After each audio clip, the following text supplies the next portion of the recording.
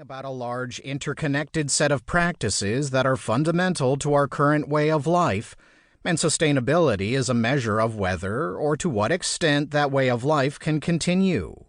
If this larger social context is what someone has in mind, the sustainability of a more specific practice or process, such as driving a car with high or low gas mileage, has to be assessed in terms of whether it promotes the continuance of a particular way of life or inhibits it.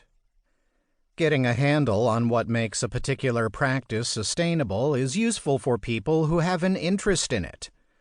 Yet sustainability would not have become a buzzword except for the way that it often implies something about the totality of practices and processes on which everyone depends. This is the sense in which sustainability is a big idea.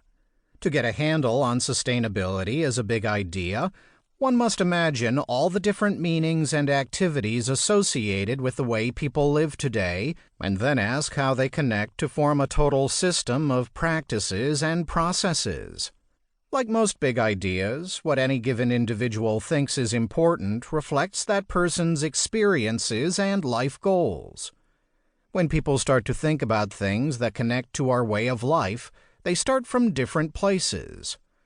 Differences among individuals' starting points, their experiences and life goals explain much of the disagreement about what sustainability is. If everything is interconnected with everything else, where do you start? This is a challenge. You could say that it doesn't matter much where you start in systems thinking, because thinking through connections will eventually lead you to consider the larger context. But choosing a starting point is important for launching a conversation or writing a book, because the entry point into sustainability that is obvious for one person will seem obscure or boring to someone else.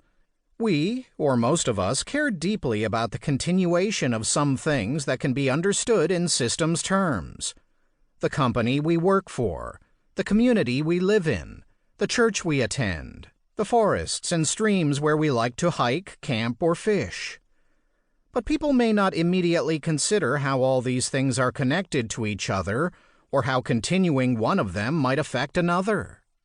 Some people do think comprehensively about the Earth as one big system, but the planet Earth may continue even as places and institutions within it that other people care about vanish. However, you can learn a lot about the principles of sustaining a church, a community, or a favorite natural area by examining what it takes to sustain a business. Or at least, that's the premise of our book. We start by thinking about what it takes to sustain a business. Getting the hang of these principles is what we, your authors, think everyone should know about sustainability. Is sustainability always about the environment? As will become clear when we start to look at some examples, many processes and practices draw upon natural resources or depend upon services produced by the Earth's ecosystems. It would be meaningless to estimate the sustainability of such practices without taking their use of and effects on natural systems into account.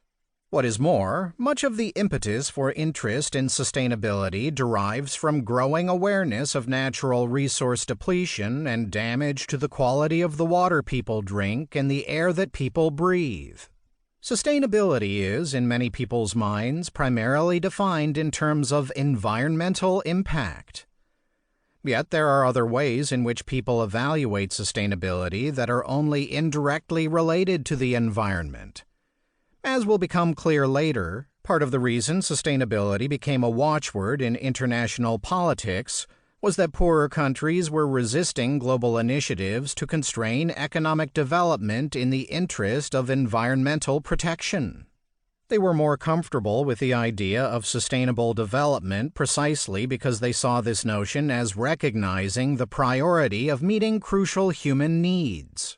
Even more generally, the sustainability of some practices depends on whether they have a secure financial base.